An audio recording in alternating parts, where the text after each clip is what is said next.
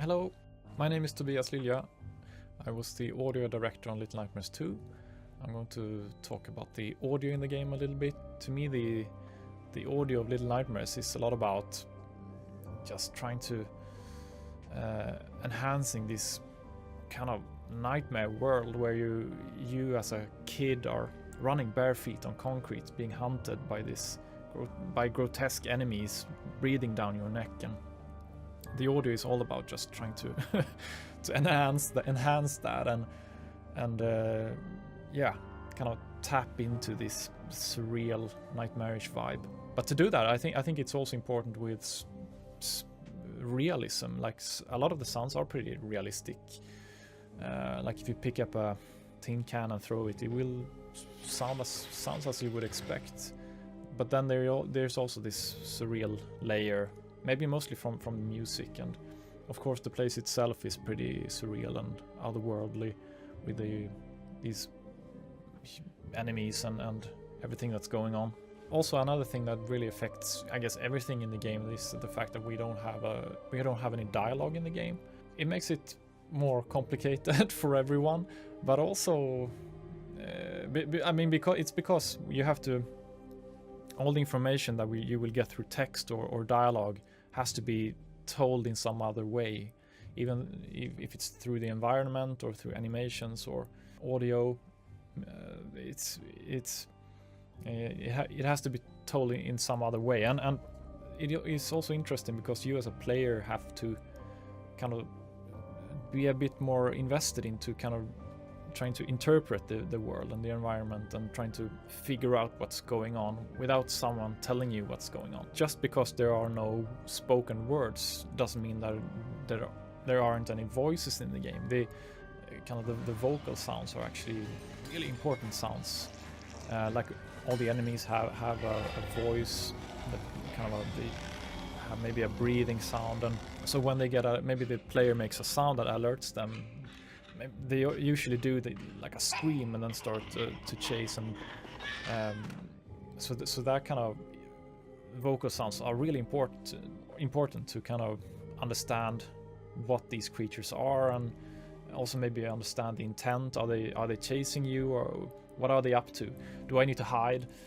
So, and also the player, the mono and 6, but also has, of course, vocal sounds. They do these effort sounds when they interact with stuff, and they can even say, like, we have this call feature where the mono can kind of hello call to 6, and so even though there isn't any kind of spoken words, there are still a lot of voices in the game, and that's important to kind of add a presence and add some human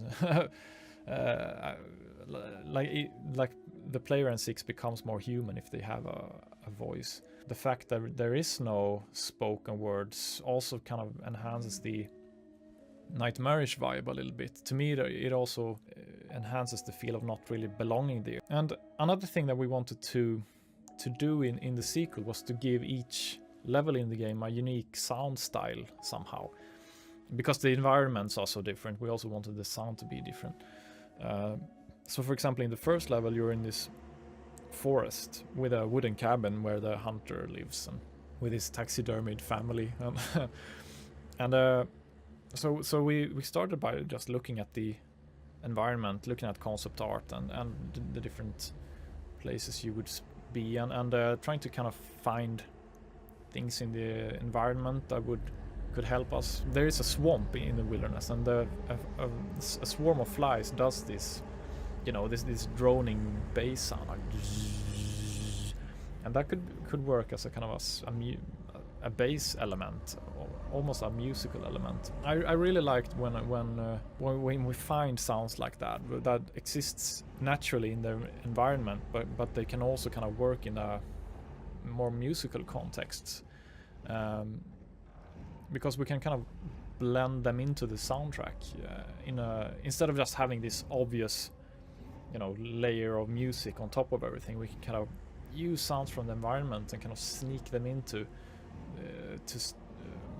to being a kind of a music layer.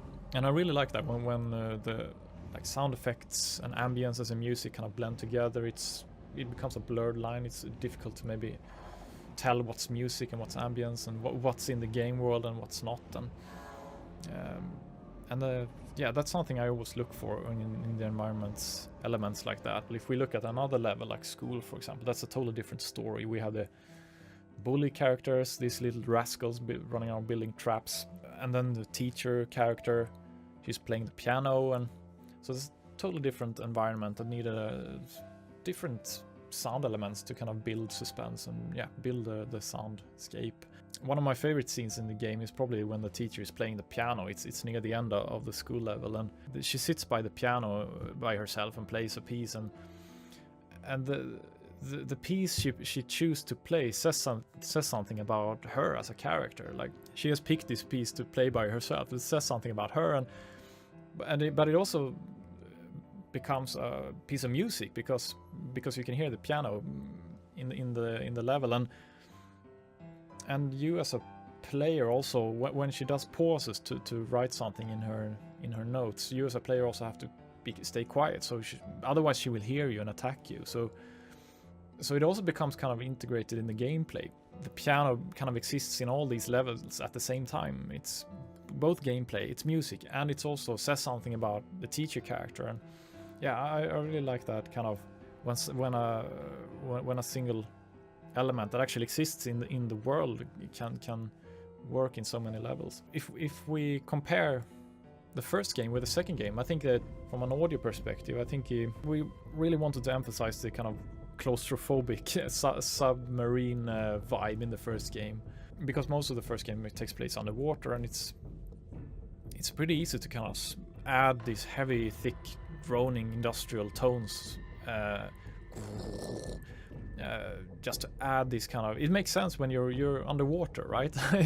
But in the second game we couldn't really do that. It's more open spaces and even outdoor spaces, but of course there are claustrophobic spaces as well in the sequel, but we couldn't really always rely on that kind of claustrophobic kind of oppressive sound.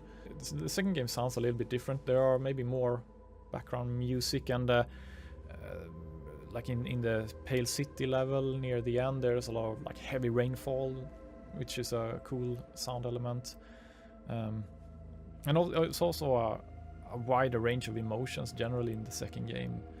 We have the relationship between Mono and Six, so there's maybe more warmth and friendship, which those type of emotions didn't really exist in the first game at all. So I mean, it's still a pretty dark and grim world, but there are definitely some spots of light coming through. As a final note, I'd like to mention some new technical feature in the sequel, and we knew already from the get-go that we wanted some kind of occlusion system. It means basically how let's say a sound is playing from a nearby room, but the sound gets filtered through the wall. So we wanted to do that in real time, and so we built a tool where we could specify how or define how sounds would sound like when they were playing from nearby rooms. An example from the game is in the school level where the teacher is spanking something, probably a poor bully character, and the sound is going through this ventilation shaft, and the player is standing on the other side of the ventilation shaft, so the sound is getting filtered by the ventilation shaft. So we add so there is a this kind of canned metallic reverberation effect added onto the kind of slap sound, and the closer you get to the teacher, you progress through the ventilation shaft, the more kind of neutral or dry the sound gets, and that's all done in real time, and I think it works really well. It's used in different ways in the entire game. Another example where it's really apparent is in the Pale City level, where we have TVs spread out in the level, and they are all tuned to this kind of psychedelic TV show. You can hear the audio like coming from apartments that are off screen, or apartments that you can't even access, and I think it also adds to the feeling of not really belonging there. You're not invited to the party. It's this neighbor next door having a party effect where you just hear the kind of a muffled bass frequencies. And yeah, I think that's an interesting effect. I think that's it for me. Thanks a lot. Bye.